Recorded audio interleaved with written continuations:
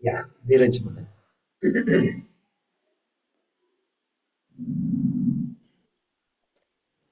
Namaste, Guruji.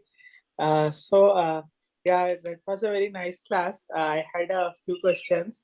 Uh, so, mm, s- uh, so when we say like Annam and like Avyakta, so like the difference, what is like I didn't get. So basically, Annam is that it's just that it has expanded a bit, so we are calling Annam. Like once Avyakt has expanded a bit, we are calling it Annam.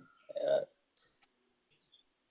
Yeah, the entire process is expansion, not just this process. Further also it is expansion, further also expansion, further expansion. Why? Because Brahman is everywhere. So Brahman can't say I produce the world and I'm watching people, etc. Brahman can't say that. Therefore, entire process is expansion. Definitely, this process, initial process also is expansion, okay. and it is still Shankara is saying it is Avyaktam only. It is still an Avyaktam stage, not differentiated.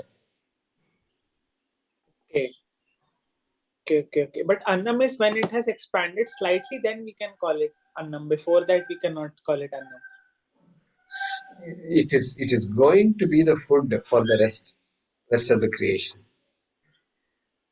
Right, right. It is going to feed off the next process. It is a raw material for the next process. Therefore, Annam.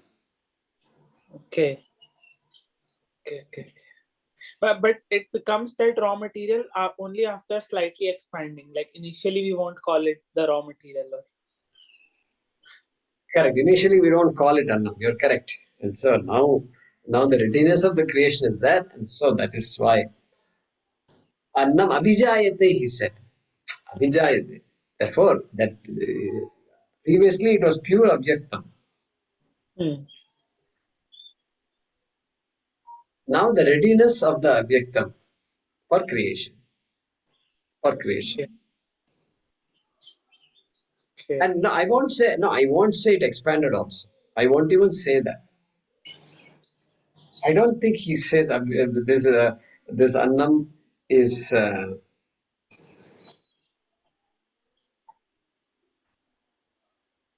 I don't know whether to put that expansion in this category or not. Okay. Uh, because the minute you say expanded, then Avyaktam is becoming Vyaktam. Hmm.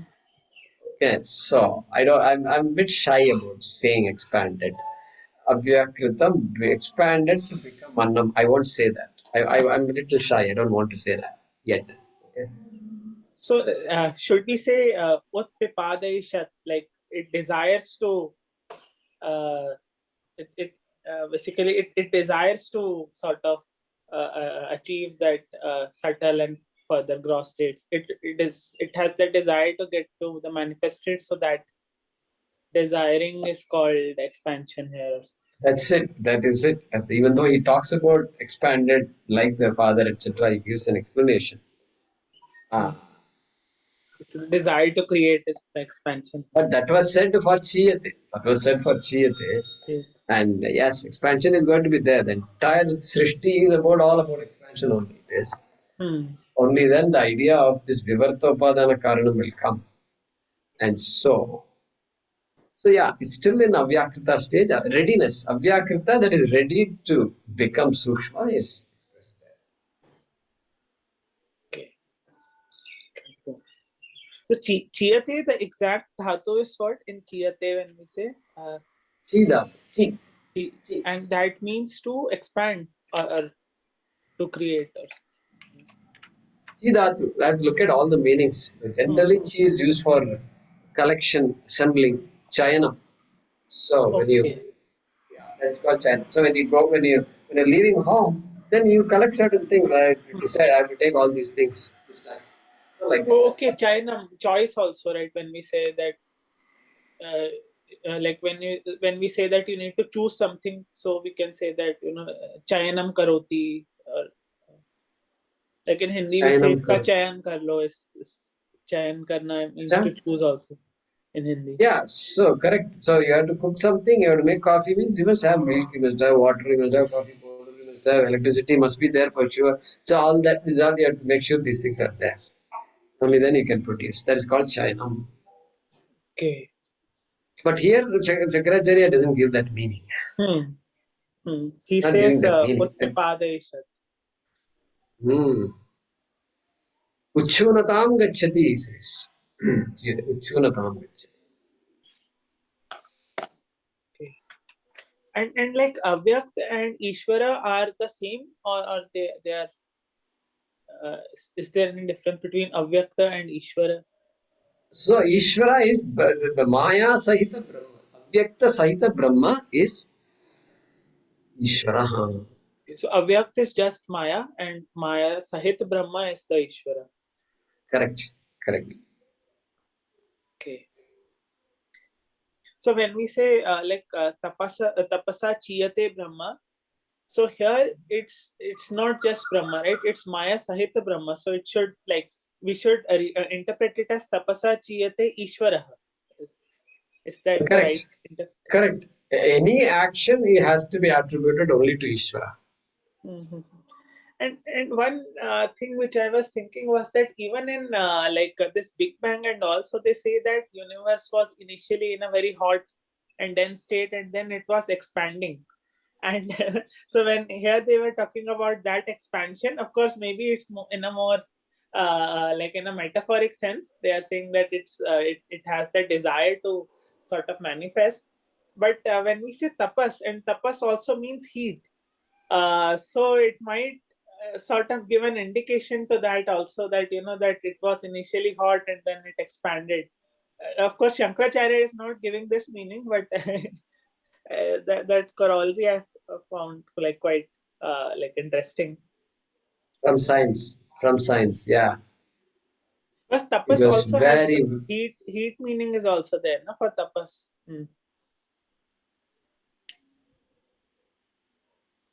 yeah. In general, Tapyate. not in this context, but in Tapyate, getting roasted. Yeah, tapati, suryaha tapati, sun heats up. Yeah, tapati is there. so yeah, if we attach that meaning, if we go beyond, if we don't follow the full Shankara's interpretation, then that also has a nice corollary with Big Bang.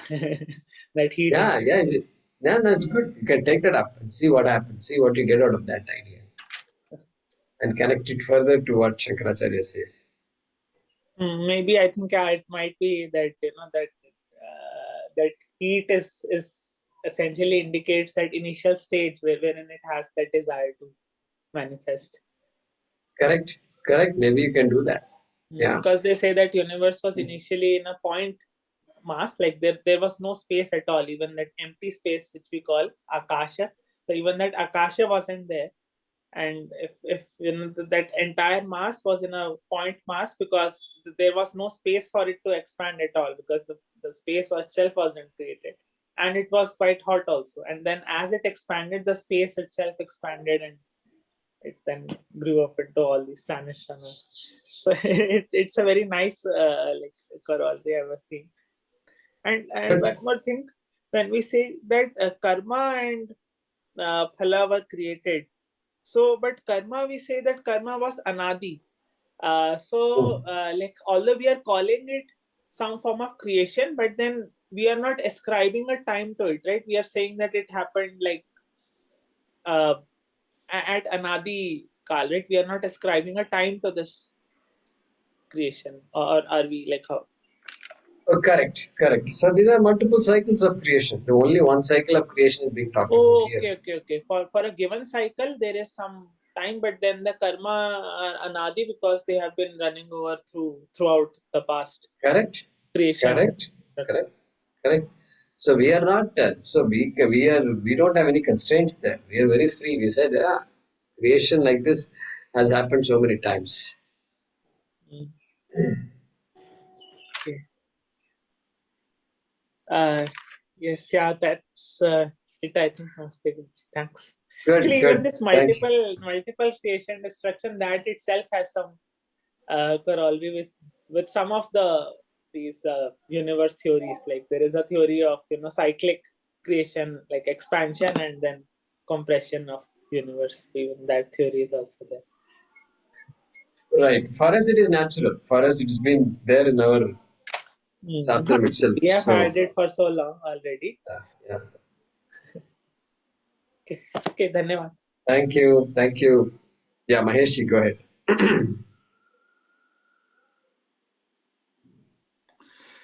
There was a couple of slokas before we said, about when we were trying to define Brahman, we say Adreshyam, Agrahyam, etc., etc. And what they are not, what Brahman is not, right, in the sloka. Yet,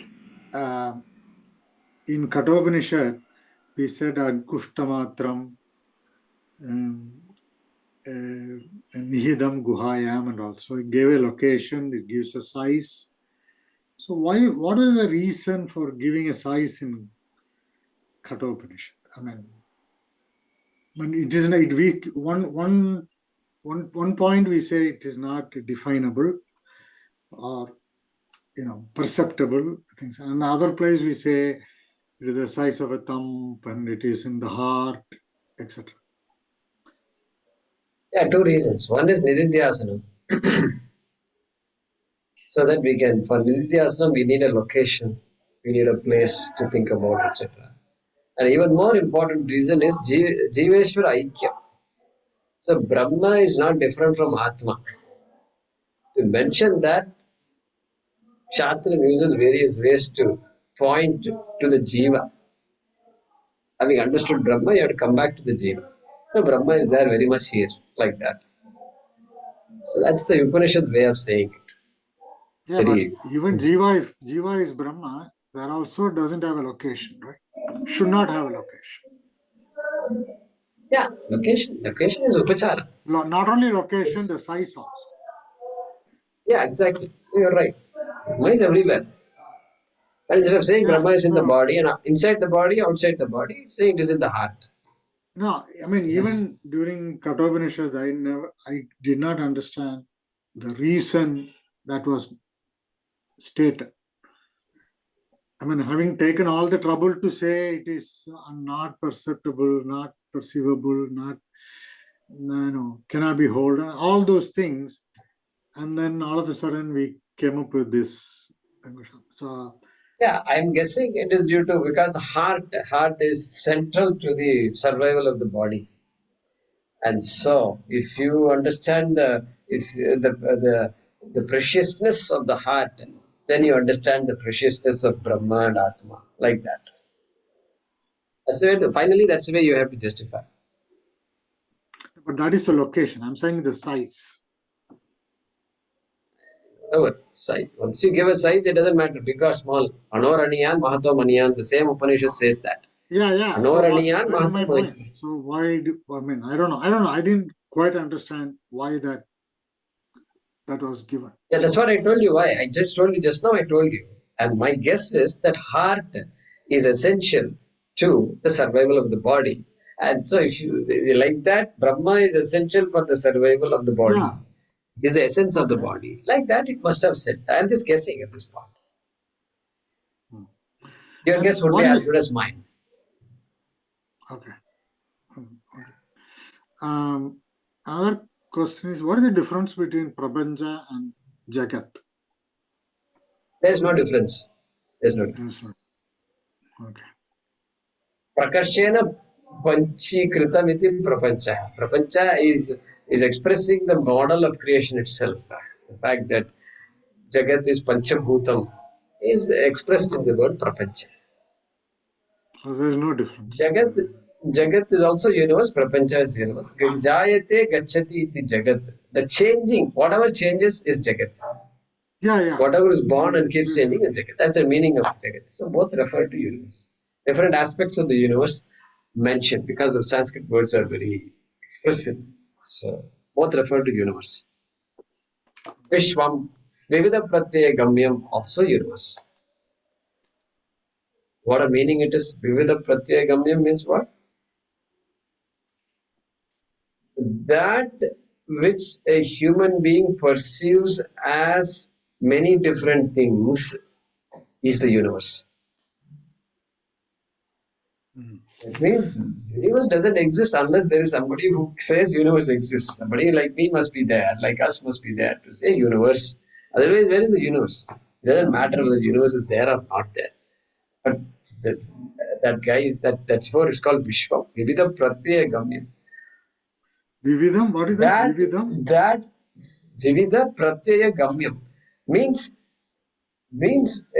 for everything that exists in the universe, there is a corresponding appreciating thought in the mind.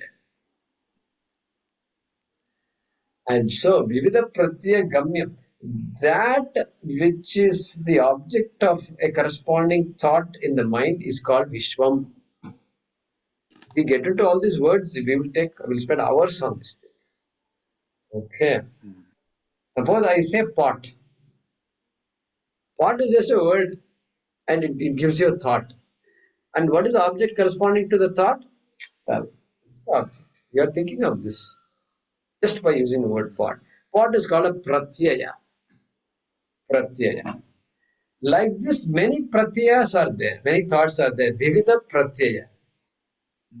Gamyam, the objects which are referred to by these various thoughts, millions and infinite thoughts, is called the world.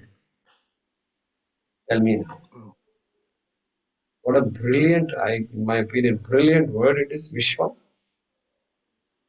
So much is there, so much knowledge is loaded there in these words. So anyway, they're all meaning the same thing, referring to the same universe. There's so much thought process to go into making that word, I guess, or defining the word. Yeah. Definitely. These words are very loaded. You could just sit and meditate on the word Vishwa. Really, I'm telling you. Look at the definition. It's like saying, what is pot? Pot is the object which corresponds to your knowledge of pot. Something like that. Something like that is. And so. The Cheeyate means thrive also. It's I don't know. Thrive, I don't know. I don't know. Somehow I remember to read it somewhere or heard somewhere. I don't remember. Cheeyate. I see. Yeah. These words have many meanings. Yeah. I mean, thrive I've heard, and someplace like expand, they say increase, also Cheeyate. Yeah. Maybe in a different context. I don't know. But see, chi chayane, chunna, collect, batorna, to select, ekatra karna, to pick, dundna, to find, batorna, to gather, ekatra karna, to collect. So all these words are there. Yeah. so many.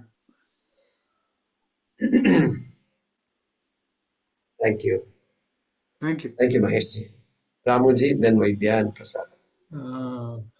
Mahesh's question is Vishnu Sahasranam starts with Vishwam Vishnu Vashatkara.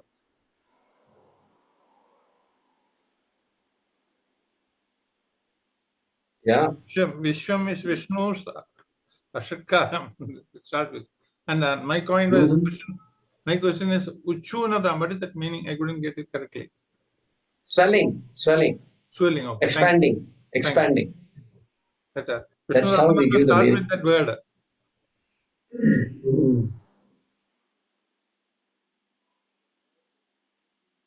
Yeah. Vaidyaji.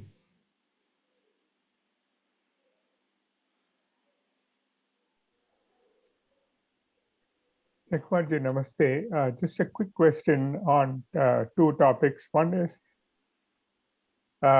you said Annam, did I get this right? Annam is activated Avyaktam.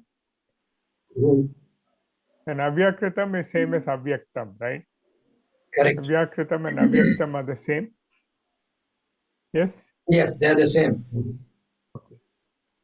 Okay. So,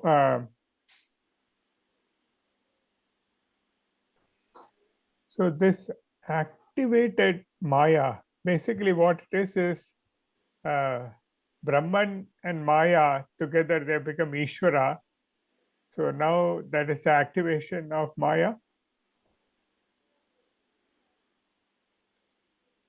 No, activation means readiness. That's what we're saying. Readiness to create.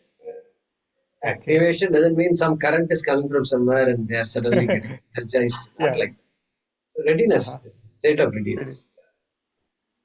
Okay. Okay. And then let me ask you one more thing. In this this phrase where Putram iva Pita Harshena, is it like the son becomes happy seeing the father? Is that what it is? No, that's not. Because here creation is being talked about. Jayate. So, just before the son is born, the father is just is bloated with joy. Oh. Because this is pre-creation. This whole topic is pre-creation. The activated state only it is. So this guy is activated. Okay. The father is bloated, activated. The activated stage is the bloated stage. Okay. So there's a lot of joy in the air. Of course, after the child is born, joy will continue. But of course, joy is there. Okay. Okay. Okay. Thank you. Yeah. Sure. Prasadji. Namaste, Jayakumarji. So the first point I want to look around when you talked about Big Bang. So like any other philosophy, some scientists also believe the cyclic universe. Based on that, they talk about singularity. So it's an infinitely compressed state of matter and energy into a single point, which we call singularity. So that way they can define there is something existing. Singularity is all manifesting into the Big Bang. But what they can't understand is like, and they say singularity is like it is self-existent. So that means, I mean, that way they can deny God. I mean, there's no necessity for God. Right? I mean, so whereas what we have in Vedanta is a substratum, there is existence. The other point is like they cannot explain the causality from the singularity. So what we intelligently handles by Maya in Vedanta. So these are the differences I understood from science. Good. That's good observation. And singularity. See, now you can see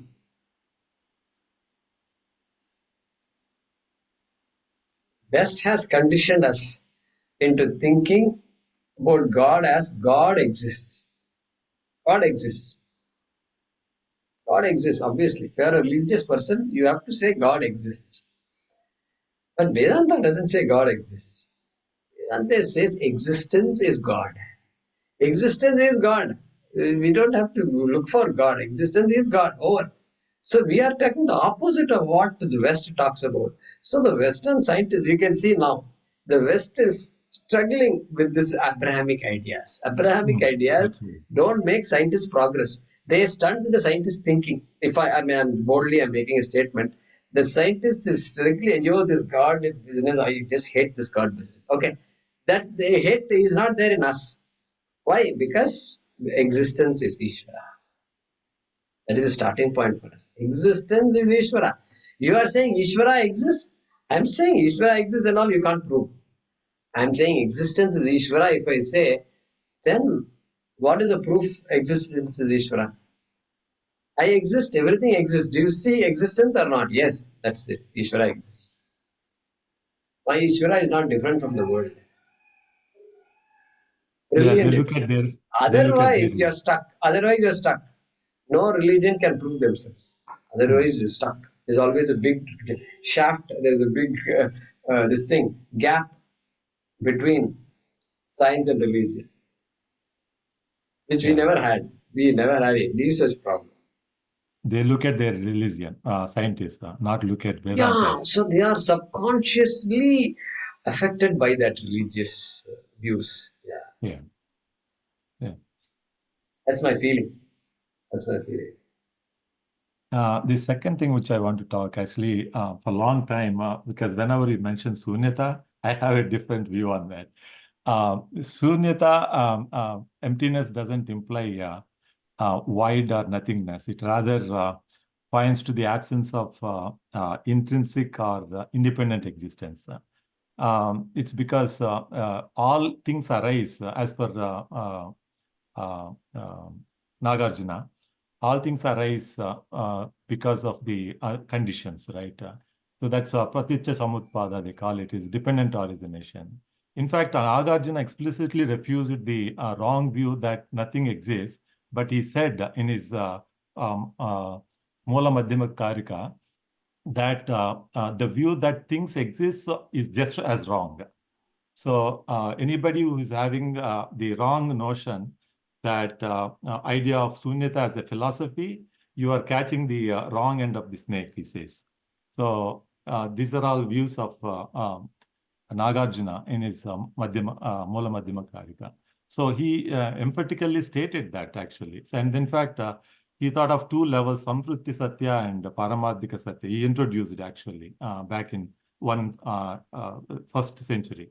And he says that the without depending upon the conventional truth, you cannot reach to the ultimate. Without understanding ultimate, the nirvana is not possible. So this statement also he made. So there's a lot what he says.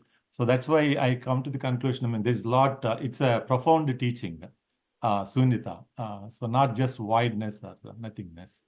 That's my personal. Is that the popular understanding of Buddhism also, or how's? Yes, yes, because that's the Tibetan Buddhism is the one which actually expanded a lot after Buddha, and they follow the in fact Nagarjuna's thing. Then they came up with other branches of that, which finally said that bright light also one of the category of Buddhists, but they were all thrown aside because it's called Gelupa is one of the sect which is our what's his name who is residing in India, the guru of Buddhist monk. Dalai Lama. Dalai Lama, thank you. Suddenly it's not come. So Dalai Lama belongs to the Gelupa sect, which is a part of the Nagarjuna's descendants actually. So they actually came up with so many. They do not accept any philosophy as a concept. So they will cut down every concept like the way Nagarjuna does. So that's how they came up with it. So that is so that is the Nagarjuniyaha. So that he versus some of the other yeah. Other sub ideas of Buddhism. Philosophies of Buddhism. Philosophies of Buddhism, yes. Okay. Yeah. Good. It's good. Swatantrika, there are different sects. Swatantrika, like that, they have divided in the Madhyamika itself. So one is like they try to give the answer. Now, if you are cutting down everything, then what is your concept? They try to say the concept, but Gelupa sect, they don't give the concept. The Dalai Lama sect. Very good. Very good. Yeah, there is some good write-up that explains these ideas. You let me know. Yeah, sure. Thank you, Saji. Thank you. Prema.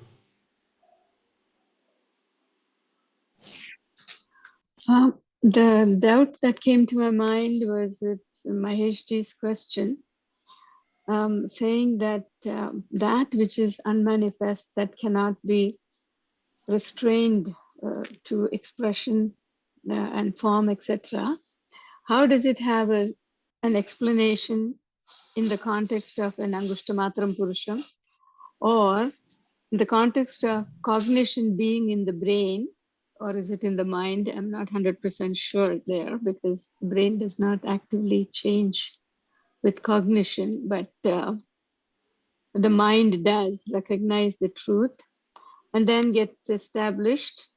Is it because of the sthula quality of the body that they identify it in certain places for better understanding, or is there something that I'm not catching?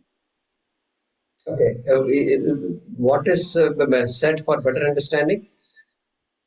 The seat for cognition is the brain, they claim in the West, like scientifically. But here it says it's the mind that actually, mind and the intellect that is able to judge and come to knowledge.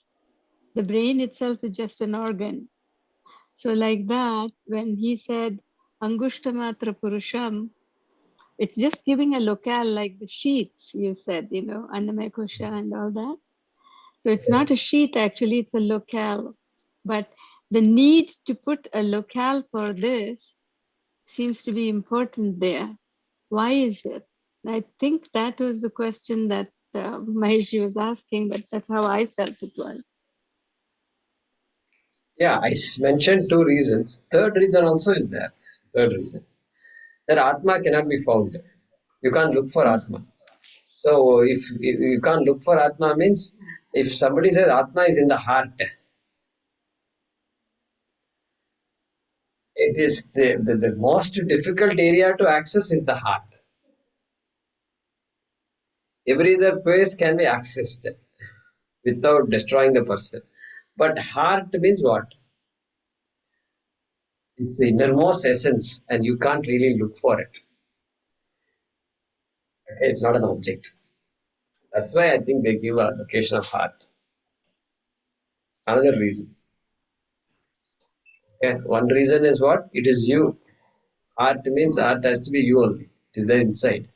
Second reason for location is nididhyasana. You can visualize the heart. Third reason is that it is aparoksham.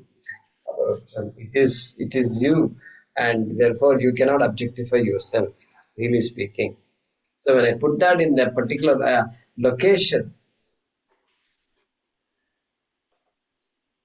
it is put in a location which you can't really find out.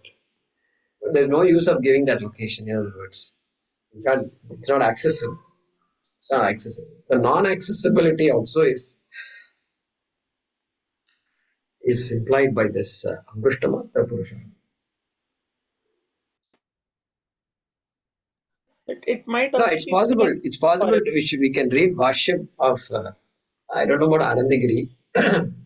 Some other Bhashyams may be there which talk about somewhere in some corner it might be there.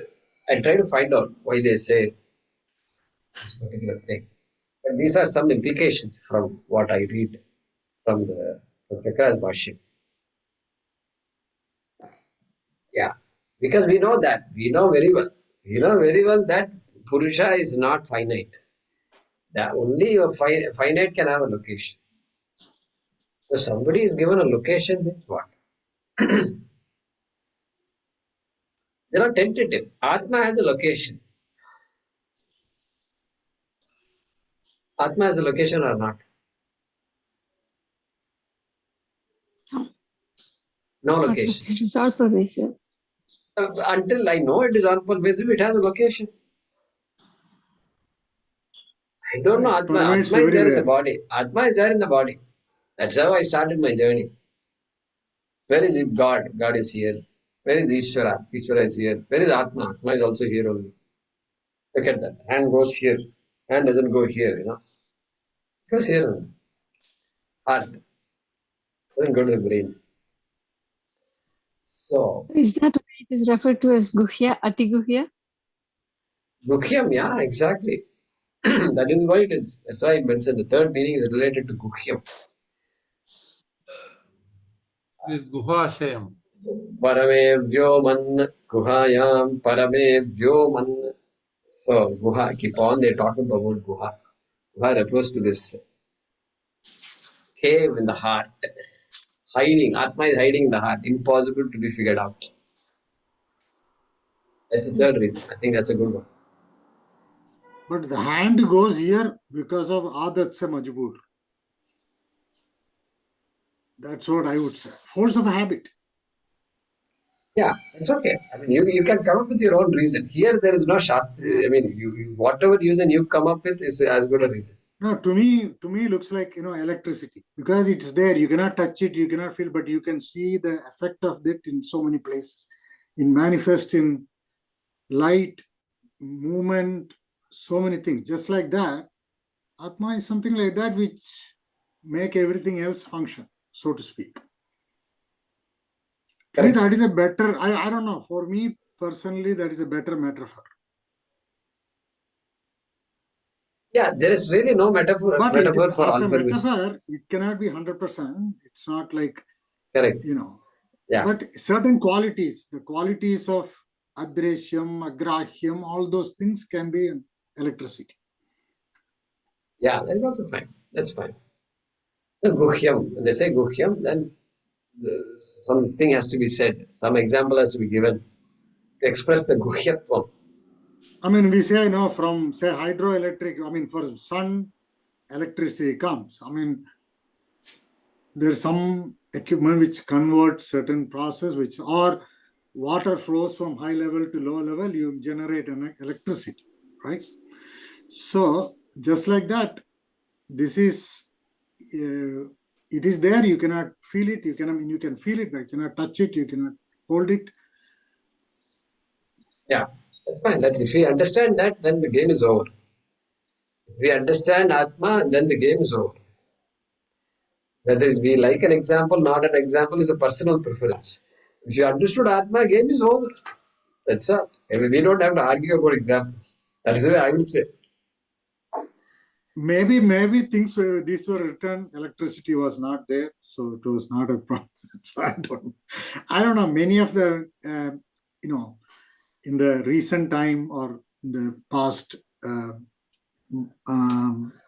Tika or something, they are comparing electricity. I don't know.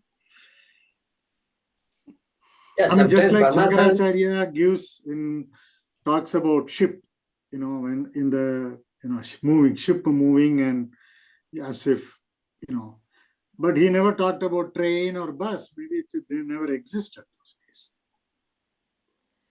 not only never existed. See, in our Shastram, one thing I've been finding, in all the examples they give, Loke Prasiddham, it has to be popular. When you give an example, every human being should say yes. So, somebody who did not see a train or a plane will not know. They might end up asking, what are you talking about? What's an airplane? Like that they might say. So they avoid giving these kinds of examples. Just basically household, what you can get. Okay, rope, snake and all that. I mean, what an example. Yeah, rope, that snake. is true. So that's what I've been finding. So generally they won't. So anyway, they could have given an example of a train, I suppose, but a train is No, it is fine. Ship is perfectly fine. Ship is perfectly fine. I'm just saying why it was chosen. Probably, I'm just thinking because other moving objects, like, okay, you could have put Vimana, or I don't know, because in Ramayana we talk about Pushpa Vimanam and all that. So that concept was already there, whether a physical Vimanam was there at that time or not. Good. Right? Thank you, Maheshji. Ramuji. Prasadji mentioning about the Dalai Lama and all, I don't know, the Buddhists, they have got a rolling thing. When they do the prahara, this thing, they just roll something and roll wheels. I don't know what is the reason for it. What is the relevance of it? Okay, it's an academic question. In the Buddhist temples, they keep on rolling. There's a lot of rolls vertically there. Those are prayer wheels. What is the meaning of it? I don't know. We have different sects. Theravada is different from Hinayana. So the Hinayana follows the exact teachings, a part of teachings of Buddha. But then Theravada, there are again several sects, so they follow certain these rituals also. So they have come over, Buddha doesn't want all this to happen, but then probably human mind is such, I feel, that they go into the religion type of thing, introducing. I mean, I'm talking from Buddhist point of view. I mean, we have our own concept, but Buddhism, he just mentioned, he went away because of that only. The Karmakanda part, he has just moved away, right? That's his principle. So, but then later on, other sects came with all these rituals and they follow, some of the sects follow that. Like the Abrahamic religion, Christians, which Correct. they derogated us and they started with all the rituals of Hinduism, copy it and keep it, so that they keep the hold on the new converts. Okay. Yeah. Okay, thank you. Good discussion. We'll resume next class. Om Namo Bhagavate Vasudevaya Dhanvantaraye Amrita Kalasha Hastaya Sarvamaya Vinashanaya Trailokyanataya Shri Mahavishnave Namaha. Dhanyawad.